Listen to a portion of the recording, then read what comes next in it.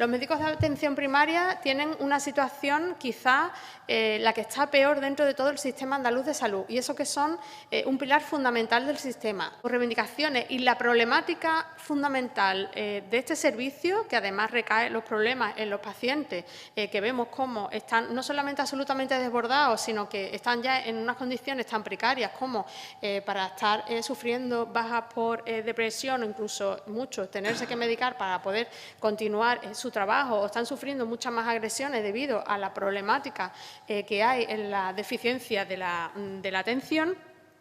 En primer lugar, tienen unas ratios inasumibles.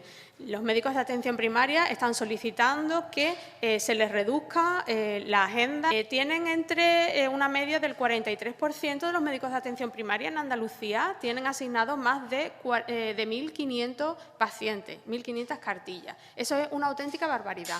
Y tienen unas agendas que son casi infinitas. Pueden tener pacientes al día entre 30, 40 o 50, pero después se les pueden sumar más y denuncian casos de hasta 80 pacientes en un día. Es una auténtica barbaridad. Obviamente eso supone un deterioro para el propio profesional, también un deterioro en la asistencia sanitaria de los pacientes. En segundo lugar, el desbordamiento viene provocado por una cantidad de funciones que se le han asignado que no les corresponde. Al final son los peores tratados dentro del sistema sanitario. Ellos son, digamos, el recurso de información que tienen la mayoría de los pacientes, y más desde que existe después del COVID una atención telefónica. Se les carga de una carga burocrática y administrativa que no les corresponde para nada, que hace que les reste muchísimo tiempo para la atención a los pacientes. Tienen que atender las problemáticas de otras especialidades. Normalmente, pues la gente a quien acude es al médico de atención primaria cuando tiene problemas porque no le llega la cita con el médico especialista. Se les queja porque no le llegan las pruebas diagnósticos. Incluso les preguntan por teléfono pues que no funciona, Salud Responde. Todo eso se lo derivan a los médicos de la familia. Es un sinsentido. Y lo que ellos reivindican es una redistribución absoluta por funciones de las tareas y que a ellos se les desburocratice totalmente de las funciones que no sean de atención al paciente como les corresponde. Faltan médicos en muchísimos pueblos. Falta plantilla de médicos MIR.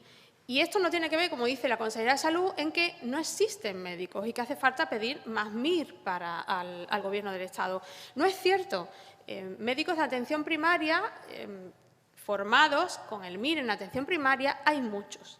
El problema es que la situación es tan absolutamente precaria, se hacen contratos que no son estables, la situación de desbordamiento es tal y la situación es tan mala laboralmente que los médicos de atención primaria, muchos huyen a otras especialidades, hacen otras especialidades y se van a urgencias. Hay muchos médicos de atención primaria que están en urgencias, se van a otras comunidades autónomas o se van a la privada.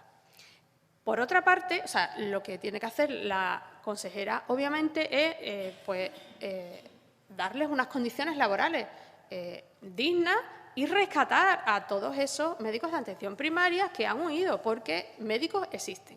Aparte de ampliar, redimensionar las plantillas como corresponde y ampliar, entonces, en ese caso, las plantillas en lo que corresponda.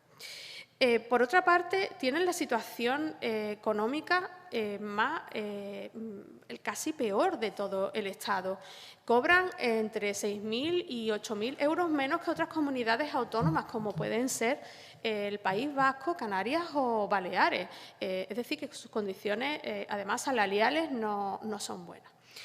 Por tanto, son muchísimas cuestiones las que plantean que nos parecen absolutamente lógicas, que supone una forma absolutamente diferente de organización del sistema de atención primaria, que es lo que ellos están reivindicando.